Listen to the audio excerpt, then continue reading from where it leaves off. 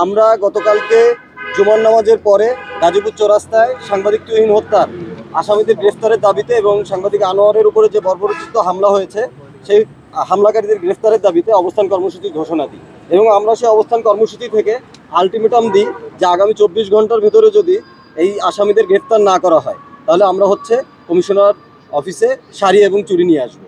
তো আমরা গতকালকে আমাদের রাত 4টার সময় আমাদের কাছে খবর আসছে 7 জন আসামি গ্রেফতার হয়েছে। তো আমরা তখন সাময়িকভাবে সেটা স্থগিত করি আমাদের অবস্থান কর্মসূচি। আজকে আমরা এখানে আসছি কমিশনার অফিসে, আমরা এখানে স্মারকলিপি দিচ্ছি এবং আমাদের স্মারকলিপি সম্পর্কে কথা বলবেন আব্দুল্লাহ আল মুহিন, জাতীয় নাগরিক পার্টির সংগঠন।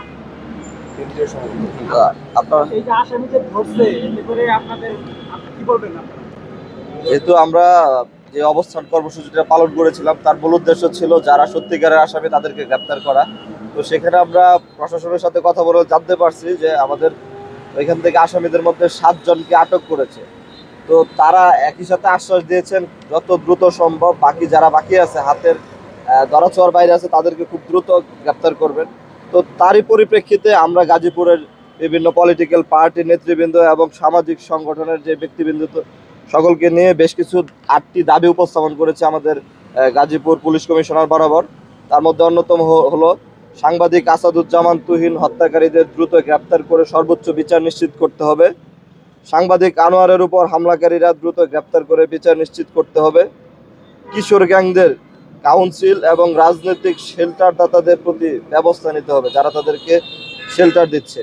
তারপর গাজীপুরের ফুটপাত অবশ্যই দখলমুক্ত করতে হবে, চাঁদাবাজি বন্ধ করতে হবে।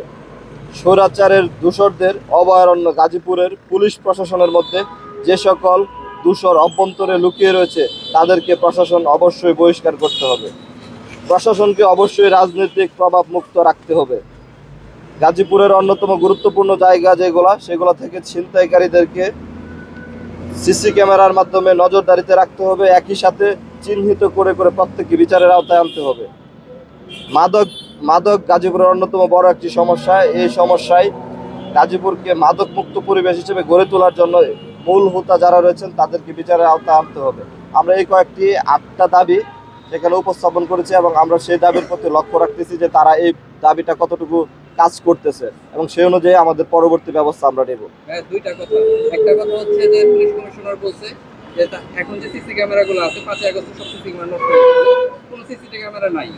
সেই ক্ষেত্রে তারা কি ব্যবস্থা নিতে পারে বা আপনারা কি বলতে পারেন? নাম্বার 1। নাম্বার 2 হচ্ছে এই যে আসামিদের ধরা হচ্ছে, 7 জন আসামি ধরা হয়েছে, কালকে কোনো না কোনো অ্যাডভোকেট দাঁড়াবে তাদের পক্ষে, সেটার ব্যাপারে আপনারা কোনো সোচ্চার আছেন কিনা? এটা কাল থেকে পরশুর মধ্যে এরা জামিন পেয়ে বেরিয়ে যাবে।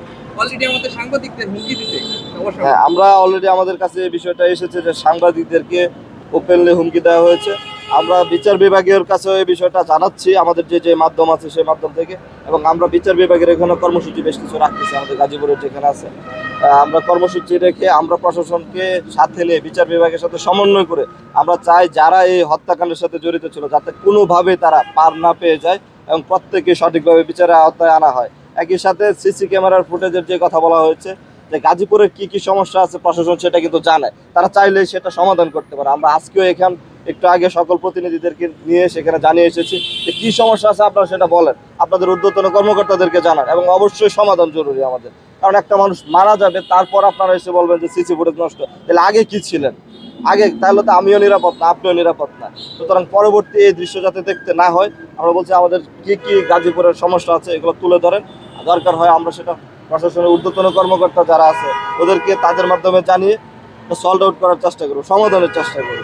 একই সাথে আমরা আরেকটা বিষয় ওদেরকে জানিয়েছি যে বিচার বিভাগ যাতে কোনোভাবে এই বিষয়ে হস্তক্ষেপ না করে, কোনো অ্যাডভোকেট দ্বারা নিয়ন্ত্রিত না হয়ে যে এদেরকে ছেড়ে যাতে না দেয় সে ব্যাপারে আমরা ছাত্র সমাজ সহ যারা সচেতন নাগরিক আছে তারা এই বিষয়ে পদক্ষেপ নেব প্রশাসনের সাথে।